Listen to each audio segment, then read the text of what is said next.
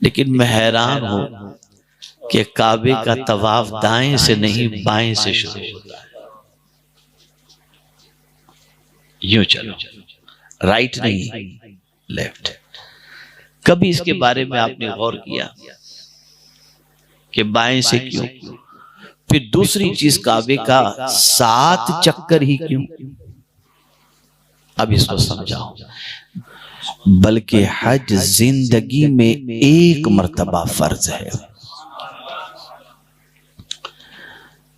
جس چیز کو زندگی میں ایک مرتبہ فرض قرار دیا گیا ہو وہ کتنی اہم ہوگی.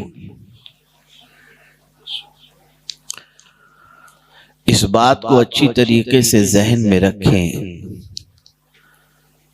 کہ حج کوئی معمولی عمل نہیں. آقا کریم صلی اللہ علیہ وسلم نے حج کے بارے میں ارشاد فرمایا کہ حج کا ثواب یعنی حج مبرور کا ثواب اس کے علاوہ کچھ نہیں کہ جنت اسے نصیب ہو جاتی ہے. جسے حج مبرور نصیب ہو گیا سمجھ لیجئے وہ جنتی ہو گیا. اور یہی وجہ ہے کہ فرمایا گیا کہ حاجی جب حج کر کے آئے تو اس کے گھر میں داخل ہونے سے پہلے اس سے مغفرت کی دعا کراؤ، اس لیے کہ یہ بخشا ہوا آیا ہے. جس کے لیے بخشش کی دعا کر دے گا اللہ اس کی بھی بخشش فرما دے گا. اس سے آپ اندازہ لگائیں کہ یہ کتنا بڑا عمل ہے. میرے پیارے آقا صلی اللہ علیہ وسلم کے پیارے دیوانوں، جس آیے کریمہ کے حصے کی تلاوت کا میں نے شرف حاصل کیا، تھوڑا سا اسے سمجھیں اور آج کے حالات کو بھی تھوڑا سا دیکھنے کی کوشش کریں. جو لوگ عمرہ کے لیے جاتے ہیں وہ اس چیز کو محسوس کر سکتے ہوں گے، اور جو حج کے لیے بھی جائیں گے یا ریگولر جاتے ہیں وہ بھی اس چیز کو محسوس کر سکتے ہیں. قرآن مقدس میں اللہ عز و جل نے فرمایا وَأَتِمُّ الْحَجَّ وَالْعُمْرَةَ لِلَّهِ. حج اور عمرہ کمپلیٹ کرو، مکمل کرو اللہ کے لیے. اس آیت کریمہ کا شان نزول کیا ہے؟ تو میرے پیارے آقا صلی اللہ تعالی علیہ وسلم کے پیارے دیوانوں، دور جاہلیت میں لوگ جو حج کے لیے جاتے تھے تو وہ کرتے یہ تھے، حج کے لیے جاتے تھے تو ادھر ادھر شعر و شاعری شروع کر دیتے تھے، کسی سے ملنے چلے جاتے تھے، گپ شپ کرتے تھے، بزنس کرتے تھے، بزنس کی باتیں کرتے تھے. یہی سب ساری چیزیں ہوتی رہتی تھی. تھوڑا سا طواف کر لی اور باقی وقت اپنا انہی چیزوں کے اندر گزار دیتے تھے. اگر آج بھی ہم بہت سارے عمرہ کرنے والوں کو اور بہت سارے حج کرنے والوں کو دیکھیں تو ان کا یہی ہوتا ہے چلو اس سے مل کے آتے ہیں، چلو اس کے پاس ٹائم پاس کر کے آتے ہیں. وہ اپنے 30 35 40 دن یا جو بھی دن ہوتے ہیں اس میں زیادہ تر وقت عبادت کی بجائے ملنے ملانے، کھانے پینے، گپ شپ کے اندر گزارتے چلے جاتے ہیں. تو قرآن نے کہا ایسا نہ کرو. میں نے ابھی ایک ساتھی سے عرض کیا، ابھی گزشتہ جمعہ کو، اس جمعہ سے پہلے والے جمعہ کو، میں نے کہا مدینے جاؤ تو مدینے والے کے پاس جاؤ. ہم لوگوں کے پاس جاتے ہیں، مدینے والے کے پاس نہیں جاتے. یعنی ہوتا یہ ہے کہ مدینے جا کر چلو اس سے مل کے آتے ہیں، اس سے مل کے آتے ہیں. حرم میں کتنا ٹائم؟ 1 گھنٹہ 1.5 گھنٹہ بس. تو آپ اور ہم اگر مکہ مکرمہ جائیں اور مدینہ منورہ جائیں، اللہ آپ کا سب کا حج قبول فرما کر حج مبرور کی سعادت عطا فرمائے. میرا یہ جملہ ذہن میں محفوظ کر لو، سب پوری دنیا میں ملیں گے لیکن کعبہ اور مدینہ کہیں نہیں مل سکتا. تو جب نکلو تو اسی ارادے سے نکلو، اللہ کے لیے۔ وہاں ملنا ملانا ٹھیک ہے، تھوڑی دیر ہوتا ہے آدمی ملاقات کے لیے، کسی عالم سے، کسی شیخ سے کوئی مسئلہ پوچھنے کے لیے، لیکن چلو یار ادھر آج یہ کر لیتے ہیں، ادھر یہ کر لیتے ہیں، ادھر یہ کر لیتے ہیں، یہ سب چیزوں سے پرہیز کریں۔ ان شارٹ وقت وہاں پر ضائع نہ کریں۔ حج کے لیے کیوں جائیں؟ اب یہ حج کی روح سمجھیں تو اللہ عز و جل نے فرمایا للہ، اللہ کے لیے۔ بلکہ حج کہتے ہی اسے ہیں کہ بندہ یہ خاص طور پر ارادہ کرے کہ اللہ عز و جل کے گھر کے ارادے سے وہ نکلے، کوئی اور ارادہ نہیں، کوئی اور ارادہ نہیں۔ اس بات کو اچھی طریقے سے ذہن میں رکھیں، دو نیتیں بہت ضروری ہیں۔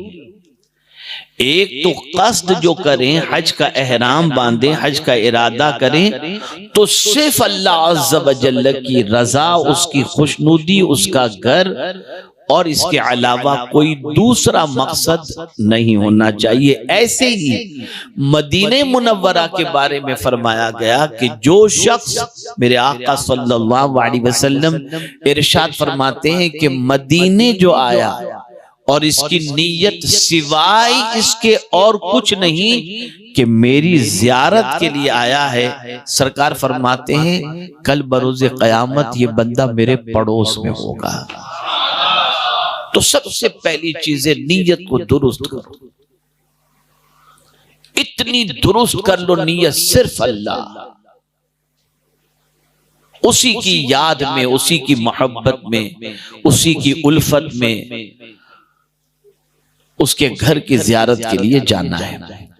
میرے پیارے آقا صلی اللہ تعالی علیہ وسلم کے پیارے دیوانوں، اخلاص بہت بڑی دولت ہے۔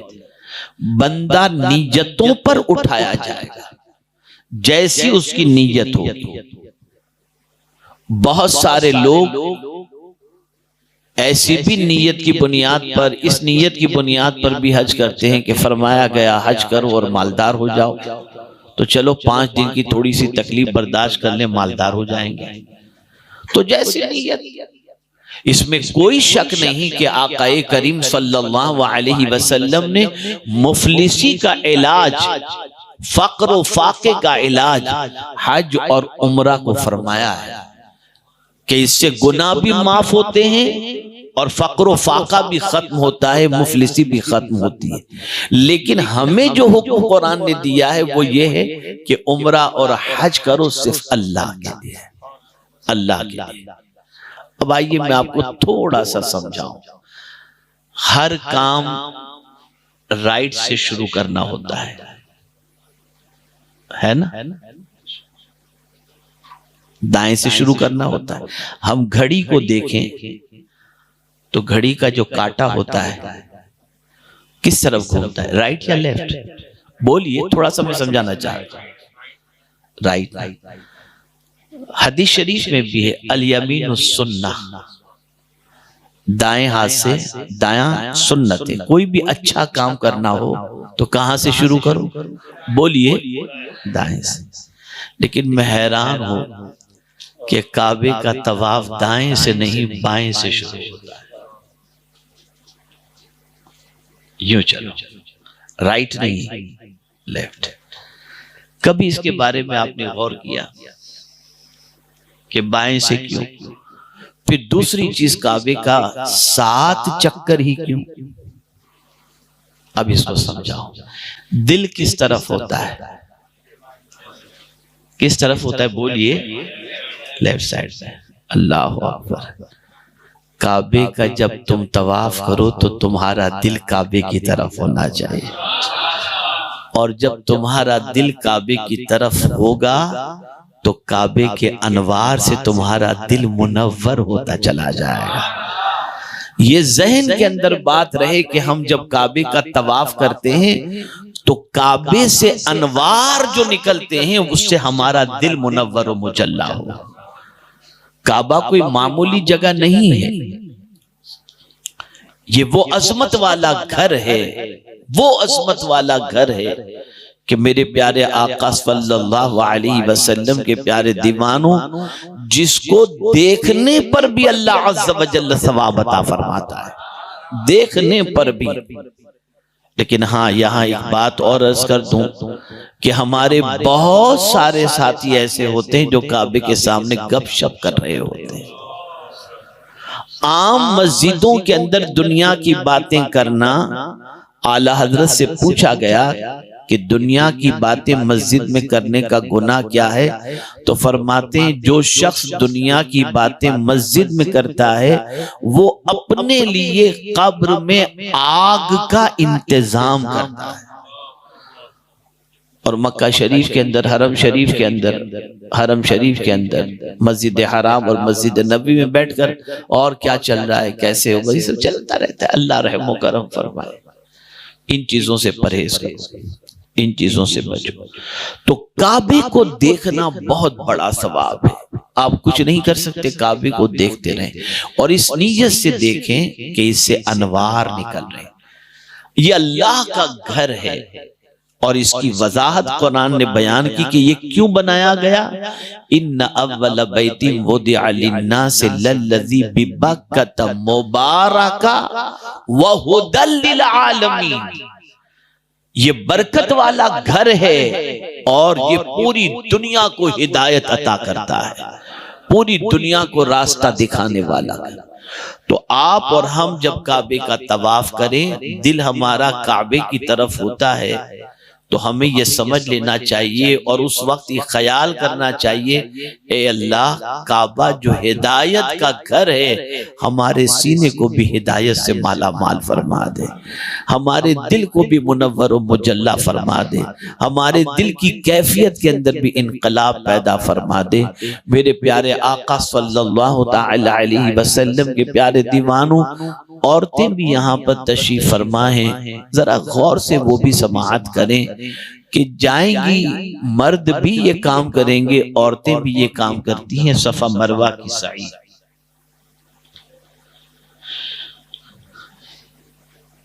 کتنا بڑا درس ہے اس کے اندر۔ ایک شوہر نے اپنی بیوی کو بے آب و گیا وادی کے اندر بچے کے ساتھ تنہا چھوڑ دیا، بظاہر کوئی سہارا نہیں، کوئی سورس نہیں، اور وہاں چھوڑ دیا۔ اور جب چھوڑ کر جانے لگے تو بیوی نے پوچھا کہ آپ ہمیں یہاں چھوڑ کر جا رہے ہیں، دور تک یہاں کچھ ہے بھی نہیں، جینے کا سامان بھی نہیں، تو آپ ہمیں چھوڑ کر کے جا رہے ہیں، تو کیا یہ اللہ کا حکم ہے؟ تو حضرت ابراہیم علیہ السلام نے اپنی بیوی سے فرمایا ہاں یہ اللہ کا حکم ہے۔ تو ایک بیوی کا دین اور اس کا کانفیڈنس دیکھیے کہ جینے کا کوئی سامان نہیں، کوئی گھر نہیں، لیمیٹڈ توشہ موجود ہے، کیا کھائیں گے کیا پیئیں گے، کوئی چیز دور تک نظر نہیں آ رہی، لیکن جب شوہر نے کہہ دیا کہ یہ اللہ کا حکم ہے کہ میں تم کو چھوڑ کر کے یہاں سے جاؤں، تو بیوی نے برجستہ جواب دیا کہ جب اللہ کا حکم ہے تو اللہ ہمیں ضائع نہیں کرے گا، آپ تشریف لے جائیں۔ اس عظیم اللہ پر بھروسے کی بنیاد پر اس ماں یعنی حضرت حاجرہ رضی اللہ تعالیٰ عنہ جب پانی بچے کے لیے ختم ہوتا ہے اور پانی کی تلاش میں چکر لگاتی ہیں، تو چاہے نبی ہوں، چاہے ولی ہوں، چاہے صحابی ہوں، چاہے قطب ہوں، سب کو حج اور عمرہ کرنا ہے، تو اس خاتون کی سنت پر عمل کرنا ضروری ہے۔ اب یہاں جو درس ہے وہ سمجھے آپ، ایک درس ملا شوہر کی اطاعت کا، اب دوسرا درس کیا ملا؟ بچوں کو ایسے ہی نہیں چھوڑ دینا چاہیے۔ ماں بڑی توجہ سے، میں جس علاقے میں اس وقت گفتگو کر رہا ہوں تھوڑا سا یہاں مزاج بہت زیادہ گرم اس چیز کا ہے، تو میں کریکشن کرنا چاہتا ہوں۔ بچہ پیدا ہوا تب سے جو میڈ سنبھالتی ہے تو عمر کے کئی حصے تک وہ میڈ ہی سنبھالتی ہے، نہلانا، دھلانا، کپڑے پہنانا، اسکول چھوڑنا، یہ سب کام اس کے حوالے، اور ہمارا کام صرف کھانا پینا۔ میڈ کا ایک سیپریٹ روم ہوتا ہے، اسے ساری چیزیں، کوئی پرابلم کی بات نہیں۔ لیکن حضرت حاجرہ کی زندگی سے درس کیا ملتا ہے؟ درس یہ ملتا ہے کہ ایک ماں بچہ پیدا کر کے بچے کو یوں ہی نہیں چھوڑ سکتی۔ ماں کی ذمہ داری ہے کہ اپنے بچے کی پرورش کے لیے کوششیں کرے، محنت کرے، جد و جہد کرے، اس کا خیال رکھے، اس کا کیئر کرے، اس کے پیچھے اپنی قربانیاں پیش کرے۔ حضرت حاجرہ نے اپنے بیٹے کے لیے پانی کی تلاش میں چکر لگایا، محنت کی، مشقت کی، تو اللہ تعالیٰ نے کرم یہ فرمایا کہ حضرت اسماعیل کے طلبوں سے پروردگار نے پانی کا چشمہ جاری فرما دیا۔ اور پھر کمال کی بات یہ ہے کہ جو ماں صفا مروہ کی سعی کر کے اس جگہ پر جاتی جہاں سے جاتے جاتے اپنے بیٹے کو کعبے کی طرف دیکھ سکیں کہ بیٹا صحیح سلامت تو ہے، اگر کوئی اس درمیان کی جگہ پر جہاں حضرت حاجرہ اپنے بیٹے کو کعبے کی طرف دیکھتی تھی کہ بیٹا سلامت ہے کہ نہیں، اگر اس جگہ پر کوئی دوڑتا ہے اور دوڑ کر دعا کرتا ہے تو اللہ اس دعا کو قبول فرما لیتا ہے۔ اسے کہتے ہیں میلین اخضرین، جو گرین لائٹ ہے نا، وہاں مردوں کو دوڑنا چاہیے، عورتوں کو نہیں۔ تو یہ سب سیکھنے کی باتیں ہیں۔ ایک ماں کی کتنی بڑی رسپانسبلٹی ہے، کتنی بڑی ذمہ داری ہے۔ تو یہ سعی کا معاملہ آپ کے سامنے ہوا۔ میرے پیارے آقا صلی اللہ علیہ وسلم کے پیارے دیوانوں، 7 چکر طواف کی کیوں؟ یہ 7 چکر لگاتے تب ایک طواف مکمل ہوتا ہے۔ کیوں؟ ہفتے کے دن کتنے ہیں؟ بولیے 7۔ ایک پیغام ہے اس کے اندر کہ تم جب میرے گھر کے 7 چکر لگاؤ گے تو تمہارا ایک طواف مکمل ہوگا۔ تو میرے بندو، ایسا نہیں کہ میرے گھر کی زیارت کے لیے آ کر میرے گھر کے قریب 7 چکر لگاتے رہو۔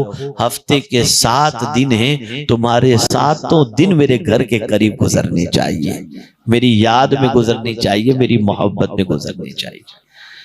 ہم وہاں جا کر یہ ارادہ کر کے آئیں، ہم جا کر کے اپنے اندر یہ تبدیلی پیدا کر کے آئیں، ہم جا کر اپنے مزاج کے اندر یہ فکر لے کر کے آئیں کہ ہم بدلنے کے لیے جا رہے ہیں۔ ورنہ گئے کھائے پیے، یار ویرائٹیز کچھ مزہ نہیں آیا کھانے کے اندر، آئٹم صحیح نہیں تھی، پتہ نہیں ٹور والا کیا کھلا رہا، بھئی یہی فکر زیادہ تر